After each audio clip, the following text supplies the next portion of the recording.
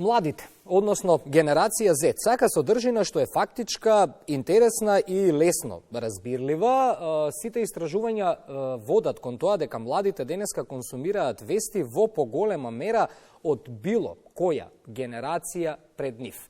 На оваа тема, на тема меѓугенерацијско разбирање и трендови на социјалните медиуми со главен фокус на генерација Z, утрово разговарам со професор доктор Маја Кузмановска. Добро утро и добро ни дојдовте во Македонија на утро. Добро утро, Ване. Поздрав до вас и до вашите гледачи. Благодарам многу на поканата. Навистина ми представува огромна чест и задоволство што сум дел од ова ваше ново студио. Благодариме исто така што ја прифативте поканата да позборуваме за оваа тема, да ги ставиме младите во фокусот. Верувам ќе бидеме интересни до 8 часот. Ајде да почнеме со едно поопшто прашање: како денес изгледа публиката кога станува збор за она меѓугенерацијска публика пред се на социјалните медиуми? Така. Генерациите се интересна и атрактивна тема од повеќе аспекти, особено од аспект на тоа што во секоја доба има испреплетување на неколку генерации. Тоа значи дека на сцената се луѓе кои што имаат различни карактери, различни навики, вкусови, желби, преференции, пред се различни стилови на живење. Тоа им задава огромна домашна задача на сите други кои што наоѓаат од спротивната страна, кои што нудат нешто, кои што сакаат да се допаднат, кои што сакаат да продадат или без разлика нешто да промовираат, мора да се прилагодат на сите тие различни животни стилови, бидејќи однесувањето на потрошувачите генерално е една многу тешка категорија. До сега никој не се обидел да ја проучи таа црна кутија на човекот, како функционира, бидејќи функционира под влијание на стимуланси. Стимулансите секојдневно се различни, стимулансите секојдневно се предизвикувачки и какви стимуланси ќе му пласирате на човекот, такво однесување, односно таква реакција тој ќе продуцира. Така да во моментот имаме едно убаво генерацијско испреплетување на неколку генерации, веќе се доминантни генерациите X, Y, Z, беби бум генерацијата е она генерација која што веќе е нели во по возрастните години, меѓутоа се уште актуелна на пазарот и сега доаѓа уште една помлада алфа генерација и сите заедно навистина прават едно комплексно окружување кое што бара големо вложување на сите пазари каде да се наоѓаат, без разлика дали збориме за пазар на добри услуги, дали зборуваме за пазар на труд, сеедно настапот нивни е таков сложен и бара огромен ангажман и огромно вложување. Ќе се согласите со овие констатации дека денес младите конзумираат вести во поголема мера од било која генерација претходно? Апсолутно. Оваа генерација Z што ја споменавте, од како се почна да се појавуваат генерациите и малку по-длабоко започнува нивното истражување. Ова е најтешката, најделикатната, најспецифичната и најпредизвикувачката генерација, затоа што расте во време на технолошката револуција и смета дека може да го промени светот со помош на технологијата. Ова е комплетно онлайн генерација, ова е комплетно дигитална и автоматизирана генерација. Генерација која што бара се надофат, инстант генерација која што бара алатки со помош на кои што ќе може да се ја зголеми продуктивноста, односно си го заштеди времето и тоа време што ќе го заштеди на многу по-рационален и многу по-креативен начин да го искористи во смисла на создавање на некои вредности кои што ќе остават некаков белег во времето каде што се наоѓаат. Во поглед на информациите, апсолутно се согласувам затоа што живееме во време на доминација на социјални мрежи. Нема тука простор за дебатирање. Статистичките податоци велат дека повеќе од половина на светско население, некаде околу 60% имаат пристап и се активни конзументи, така ќе ги кажеме, на социјалните мрежи. Во Република Македонија тоа се 2/3.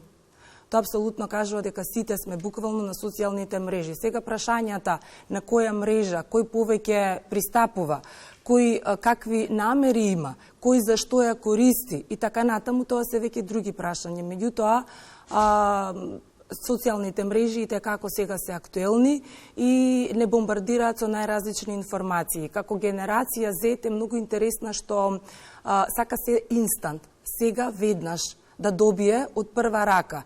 Не толерантна, тоа е едно од недостатоците, нема трпение, но од друга страна има отворен ум, спремна е на промени, предизвици, има високо чувство на инклузивност, но тешко поднесува авторитети. И тоа е еден од најголемите, нема да кажам проблеми, туку предизвици на ова ново време, затоа што пред некој ден прочитав едно истражување кое што вели дека се помалку се јавуваат апликации од страна на оваа генерација за високи менаџерски позиции.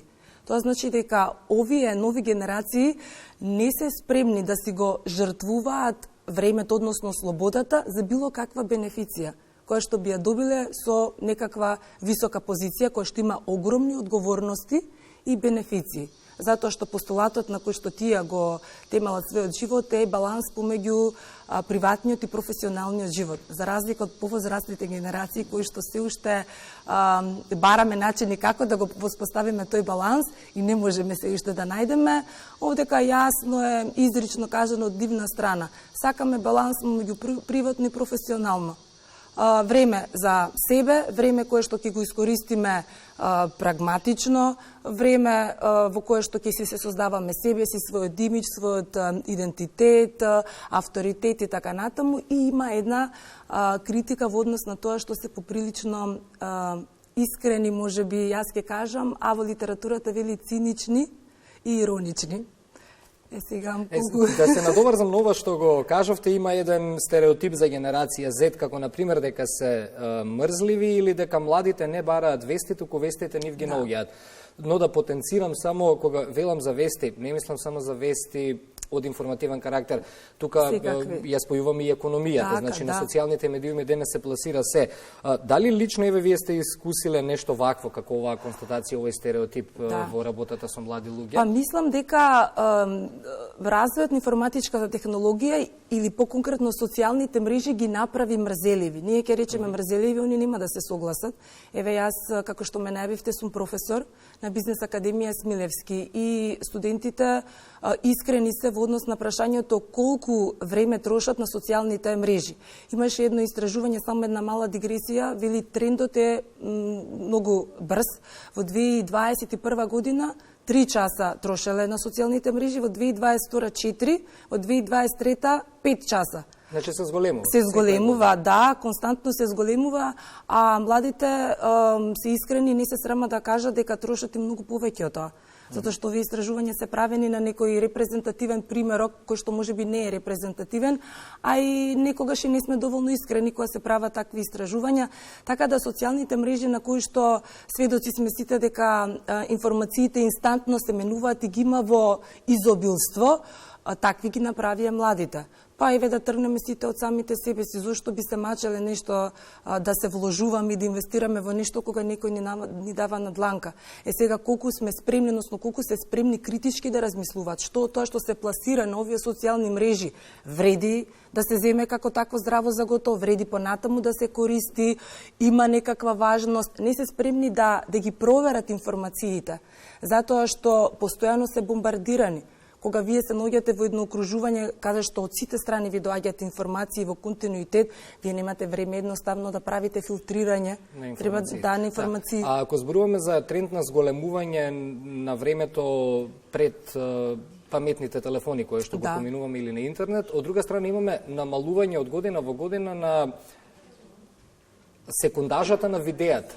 Например, ако до пред 2 години, 3 години, кога јас учев дигитален маркетинг, беше од прилика просек 8 до 9 секунди дека се гледа едно видео. Сега не знам колку еве последно што беше до 6-7 секунди. Ова е важно да го знаат, например, и фирмите и стопанствениците. За крај на ова, еве, сакам да го додадам само прашањето, некако генерација Z го врати на сцена и YouTube. Facebook, Instagram го фрлија во сенка известно време, но со појавата на TikTok се актуализираше повторно и YouTube. Сега тоа би ми било и последното прашање. Кои платформи најмногу сака да ги користи оваа генерација или треба сите стопанствениците, економијата, сите кои што се обраќаат на младите да направат еден микс од сите платформи, што е најпаметно? Одлично прашање. Дефинитивно TikTok е платформата која што ќе биде платформа на еднината. Пред неколку години се појави и буквално со брзина на светлината веќе ги искачува првите редови ако ги рангираме платформите. Иако тука не можеме да ги запоставиме Инстаграм, кога збориме за оваа генерација, и YouTube секако. Испомнавте видеата и сега ќе се надоврзам со мрзеливоста. Што му пласираш на човек, на тоа се навикнува, така да младите сакаат интерактивно нешто, сакаат брзо, сакаат анимирано, нешто кое што ќе ми го задржи вниманието. И баш пред некој ден прочитав еден многу убав цитат, вели: вие на представник од генерација Z не можете да му го задржите вниманието 3 минути еден спот да изгледа, па што станува понатаму за некоја друга содржина, така која што повеќе трае. Треба да се биде интересен, интерактивен. Сега во последно време сите сме забележале дека титлувањето на видеата е многу интересно. Зошто? Затоа што тие едноставно ставаат слушалки и сакаат да гледаат, сакаат да се анимирани.